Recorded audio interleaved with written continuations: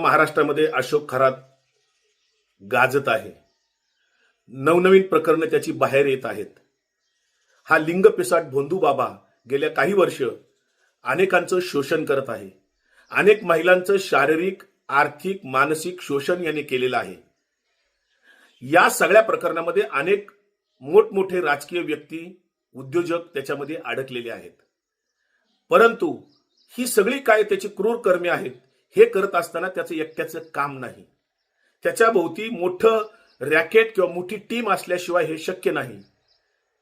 कारण आजपर्यंत त्याच्यावर गुन्हा दाखल होऊ शकला नाही, त्याची कुकर्म बाहेर आली नाहीत. या अशोक खरातच्या टीम मध्ये ज्यांनी आता महिला आयोगाचा राजीनामा दिला आणि महिला प्रदेशाध्यक्षपदाचा राष्ट्रवादीचा राजीनामा दिला, त्या रुपाली चाकणकर जणू काही त्यांनी उपकार केल्यासारखे राजीनामे दिले, त्याच्यामध्ये खरोखर आरोपी आहेत. सुनील तटकरे आरोपी आहेत. हे दोघ जण वारंवार नाशिकच्या विमानतळावर उतरून तिथून गाडीने त्या ठिकाणी अनेक वेळा गेलेले आहेत. अनेक लोकांना त्यांच्या माध्यमातून अशोक खरात भेटलेला आहे. अशोक खरातचे अनेक व्यवहार या दोघांना माहिती आहेत. अशोक खरात, सुनील तटकरे आणि रुपाली चाकणकर यांचे सर्व सीडीआर गेल्या काही वर्षातले तपासले पाहिजेत. यांचे मेसेजेस तपासले पाहिजेत. यांचा संपर्क कुठं, कसा, काय होत होता, व्यवहार कोणकोणते होत होते ते तपासले पाहिजेत. कारण त्या ट्रस्टच्या सर्व विश्वस्तांची अद्यापर्यंत चौकशी झालेली नाही. त्यांच्यावर गुन्हे दाखल झालेले नाहीयेत ज्याच्यावर रुपाली चाकणकर विश्वस्त होत्या. त्या ट्रस्टचं जे कोणी अकाउंटचं काम पाहत असतील ते सीए, याची सुद्धा त्या ठिकाणी गुन्हा दाखल करून तपासणी करण्याची आवश्यकता आहे. कारण मोठे आर्थिक व्यवहार याच्यात झालेले आहेत. या सगळ्या प्रकरणात मात्र सिन्नरचे आमदार माणिकराव कोकाटे हे अशोक खरातचा अडथळा ठरत होते. माणिकराव कोकाटे कधीही त्या अशोक खरातकडे गेल्याचं कुठेही फोटो नाहीत, कुठेही चर्चा नाही. याच अशोक खरातने सुनील तटकरेंना जेव्हा सरकार स्थापन होत होतं त्यावेळेस माणिकराव कोकाटेंना मंत्री करू नये अशा पद्धतीचे फोन केलेले आहेत.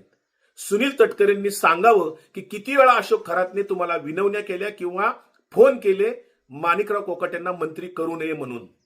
रुपाली चाकणकरनी सुद्धा त्याच्यामध्ये आग्रह धरलेला होता.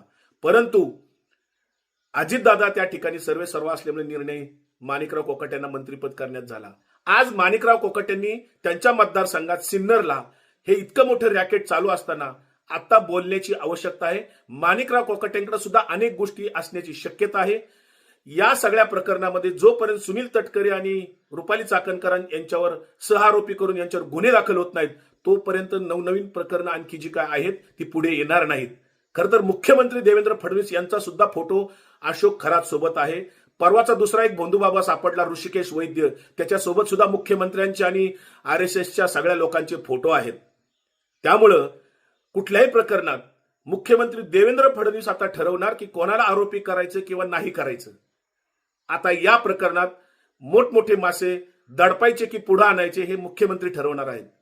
सुनील तटकरे, रुपाली चाकणकर यांच्यावर गुन्हे दाखल केल्यावर अनेक प्रकरणं पुढे येऊ शकतात. पोलिसांना मुख्यमंत्र्यांनी फ्री हँड द्यावं अशी आमची मागणी आहे.